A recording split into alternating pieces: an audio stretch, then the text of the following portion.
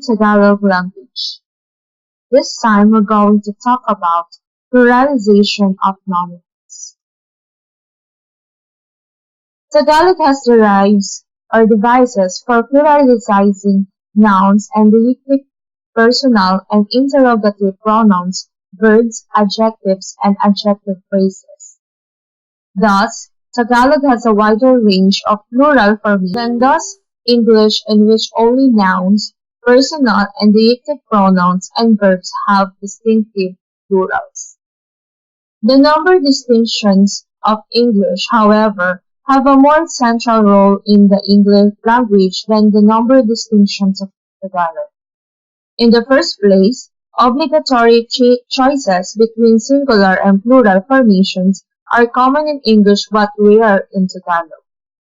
In English, for example, a speaker must make a choice between expressing the plural in the case of most common nouns. If he says the book, is clearly referring to one object. If he says the books, to more than one. In Tagalog, on the other hand, although there is a way of explicitly pluralizing most unmarked nouns, the pluralization of a noun need not and, in some cases in fact, cannot be formally signaled if the context makes the plural meaning clear. Without context, the sentence, nasa mesa ang libro, means the book is on the table. But the same sentence can be used to mean the books are on the table in a situation where both the speaker and the hearer know that more than one book is being referred to. The insertion of the word mga before libro would make the plural meaning explicit. In English, there are also certain obligatory number agreements between the subject and the predicate of a sentence. The man is a lawyer, the men are lawyers. In Tagalog, there is in general no obligatory number agreement between the predicate and the topic. Either the predicate alone, the topic alone, or both may in most cases be pluralized. For example, we have here, mga abogado ang lalaki. Abogado ang mga lalaki. Mga abogado ang mga lalaki, which is this three is also meaning as the men are lawyers. Plurality in Tagalog is expressed through a variety of grammatically devices. In the case of personal pronouns and certain personal noun phrases, it is expressed by distinctive plural forms. In that of interrogative words and certain adjectives by duplication. In other cases, specific pluralizing affixes are used. Elsewhere, its most common expression involves the word mga, which adds the meaning of plurality to the sentence element that follows it. Mga is a conventional spelling for phonemic mga. Mga. This word, which is prolific, does not occur phrased finally, has two different meanings, approximate and plural, according to the type of construction in which it occurs. Mga is approximate when it occurs with a cardinal number or with a time expression. In its approximate meaning, mga translates English approximately, about, or around. Mga sampu, approximately 10. Mga alauna, about 1 o'clock. Mga buwan, or sa mga buwan ng Enero, around the month of January. Mga occurs in its plural meaning with unmarked nouns, deictic pronouns, and personal nouns. Normally, it immediately precedes what it's pluralized. For example, we have here, mga librong para sa bata, books for the child or children. Librong para sa mga bata, a book or books for the children. When mga is used To pluralize, a modification construction in which the modifier precedes the head. Mga may precede either the entire construction or the head. Thus, we have here, mga para sa batang libro. Para sa batang mga libro. Books for the child. In the case of unmarked nouns, Tagalog makes a distinction between pluralized and unpluralized nouns that is like a distinction made in English. Some English nouns, for example, table and party, have distinct plural forms, while others, like furniture and fun, normally do not. Similarly, in Tagalog, there are some nouns that occur freely with mga and others that normally do not. The two classes of nouns may be called count and mass nouns, respectively, following the usage of English grammatical. In general, Tagalog count nouns correspond to English count nouns and refer to items that are perceived as discrete units. For example, bahay, house, baro, dress, bata, child. Similarly, Tagalog mass nouns generally correspond to English mass nouns and refer to items that are not normally perceived as discrete units. Alikabok, dust, asin, salt, usok, smoke. In some cases, however, the Tagalog translation equivalent of an English mass noun is a pluralized count noun like mga balita, news, mga kasangkapan, furniture, mga maleta, baggage, or bags. Some speakers occasionally use mga with a mass nouns.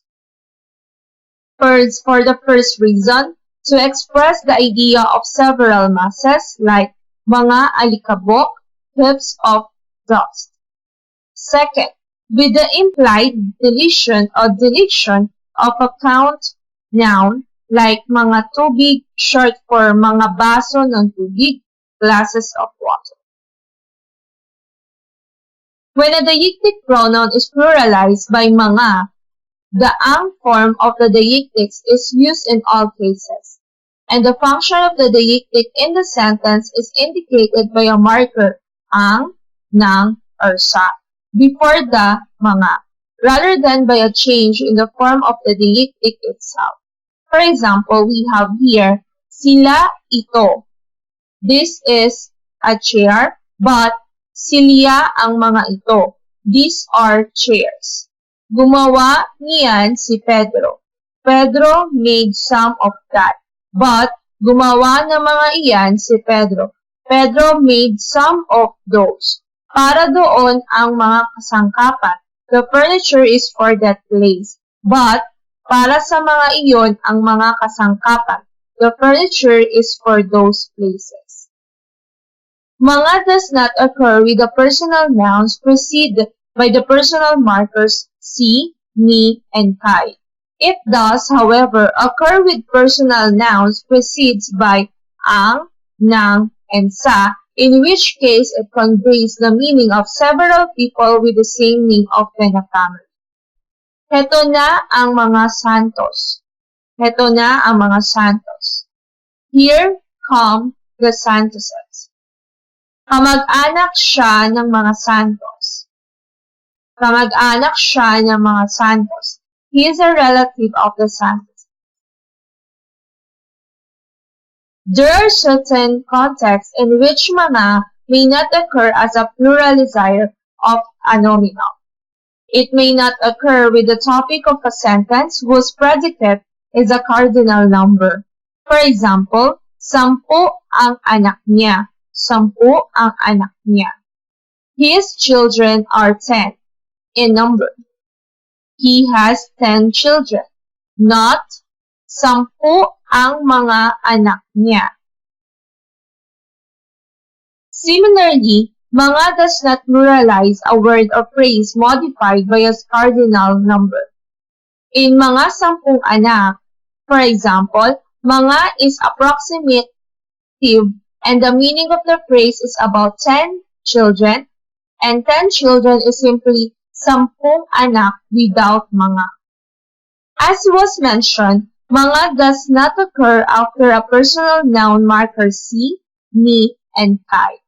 These markers may, however, themselves be pluralized.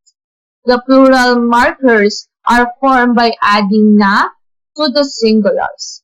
In the case of kai, there is also a change of vowel from I to I, and thus we have singular marker, si for plural marker, sina, ni, yina, kai, kina.